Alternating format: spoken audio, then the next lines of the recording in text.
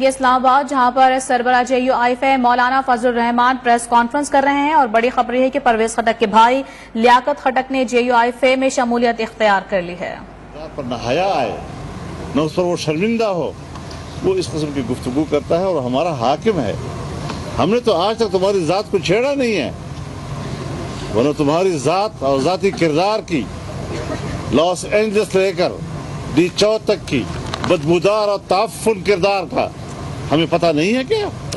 ہم تمہیں نہیں جانتے، لیکن ہمیں حیا آتی ہے کہ تمہارے کردار پر بات کریں، اور تم ایک صاف ستھرے اور اجلے کردار پر گندگی پھینکنے کی کوشش کر رہے ہو۔ ایک ایسا شخص ہمارے پاک دامنی کو داغدار کر رہا ہے جس کا نہ اگلا دامن ہے نہ پچھلا دامن۔ اللہ اکبر۔ یہ ہوتے ہیں لوگوں کے کردار۔ کہتے ہیں میں تو ریاست مدینہ بنانا چاہتا ہوں، تمہاری شکل دیکھو، ریاست مدینہ کا تقدس بنسبت خاک ربا عالم پاک۔ توہین کرتے ہو، تمہیں خاتم النبیین کا لفظ کہنا نہیں آتا، تمہیں رسول اللہ صلی اللہ علیہ وسلم پر درود پڑھنا نہیں آتا، رحمت للعالمین اتھارٹیاں بنا رہے ہو۔ کیا ڈرامے ہیں جو تم کر رہے ہو؟ بے حیائی تم نے پھیلائی، فحاشی تم نے پھیلائی، اور نوجوان نسل کو بے راہ روی اور ریاست مدینہ کے اخلاق کے بالکل برعکس نظام حیات زندگی، اس کے طور طریقے تم نے بتائے۔ تم نے تو اپنی قوم کو مغربی تہذیب کا راستہ بتایا ہے، تم نے کب مدینے کا راستہ بتایا ہے؟ تمہاری اپنی ذاتی زندگی میں ریاست مدینہ کا ایک حرف موجود نہیں ہے۔ اس قسم کی حرکتیں کرتے ہو، اس قسم کی باتیں کرتے ہو اور ہم سے کرتے ہو۔ ہم اس ملک کی سیاست کو بھی جانتے ہیں، ہم نے آمروں کے ساتھ بھی لڑائی لڑی ہے، اور تم کیا چیز ہو؟ ماشاءاللہ، کس باغ کی مولی ہو؟ ماشاءاللہ، کوئی حیثیت تمہاری نہیں، اب تم حکمران نہیں ہو۔ ہم نے تو پہلے دن سے آپ کی حکومت نہیں مانی، اور اب آپ کے خلاف عدم اعتماد آ چکا ہے۔ انشاءاللہ تمہارے اپنے لوگ بھی اب ہمارے ساتھ انشاءاللہ اس عدم اعتماد میں ساتھ ہوں۔ انشاءاللہ انشاءاللہ۔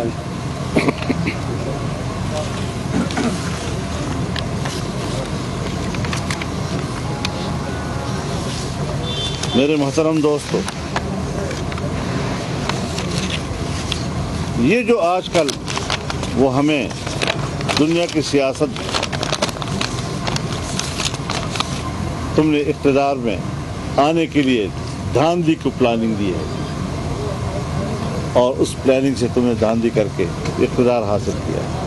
ہم آج بھی اس موقع پہ قائم ہیں، اور تم آئندہ الیکشن کے لیے بھی دھاندلی کا قانون پاس کر کے اقتدار میں دوبارہ آنے کے طور طریقے ڈھونڈ رہے ہو۔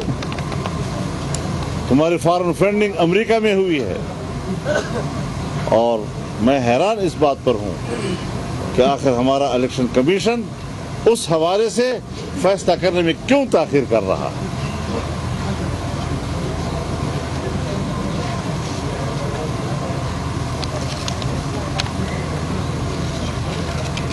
پھر کہتا ہے میں نے امریکہ کو اڈے دینا، ایبسولوٹلی ناٹ، انکار کر دیا۔ تم سے اڈے مانگے کب ہیں کہ تم نے انکار کیا؟ جھوٹ بولتے ہو لوگوں کے سامنے۔ اس وقت کے ISI کی چیف نے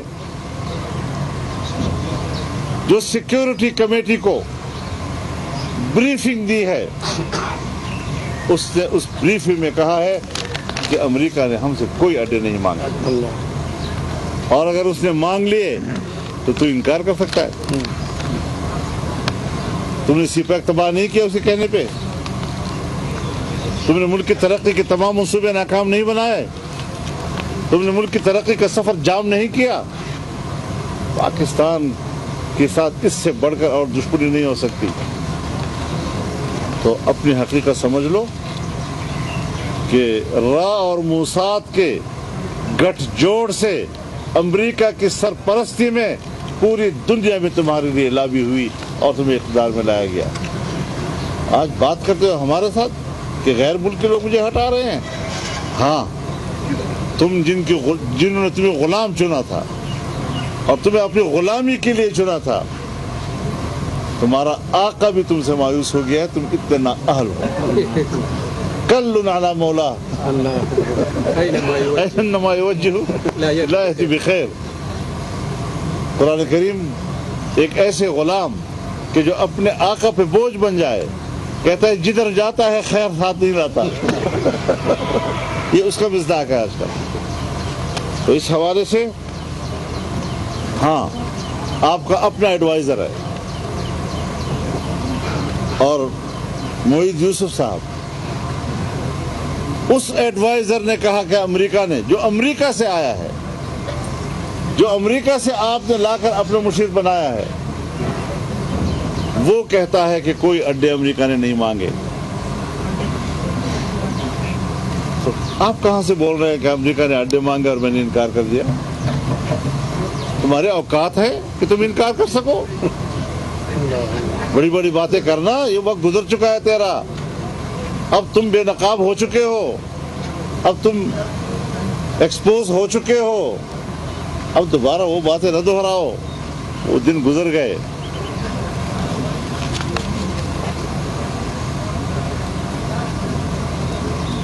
آپ نے معیشت IMF کے ہاتھ میں دی، اپنے ملک کے اسٹیٹ بینک کو خود مختاری کے نام پر آپ نے اس کو IMF کے حوالے کیا ہے۔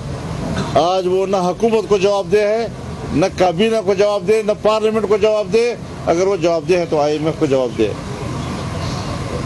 جولائی 2019 سے لے کر اب تک اس نے آپ کو 1 روپے کا قرضہ نہیں دیا، اور اب تو وہ آزاد ہو گیا ہے، اب تو آپ کو دے گا بھی نہیں۔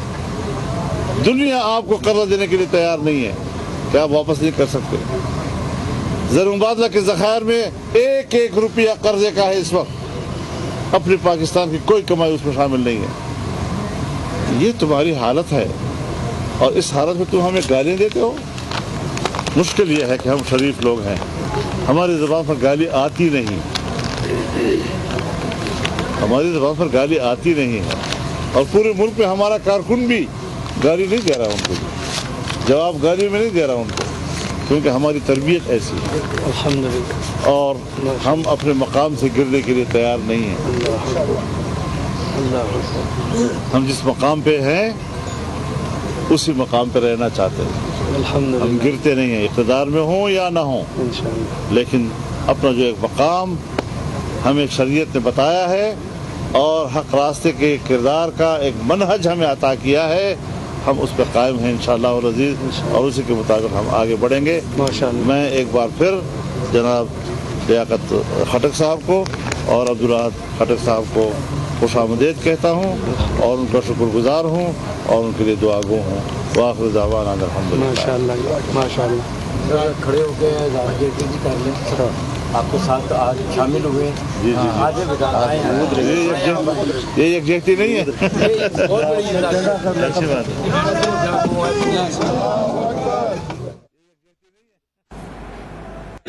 اچھی بات ہے جی، اچھی بات۔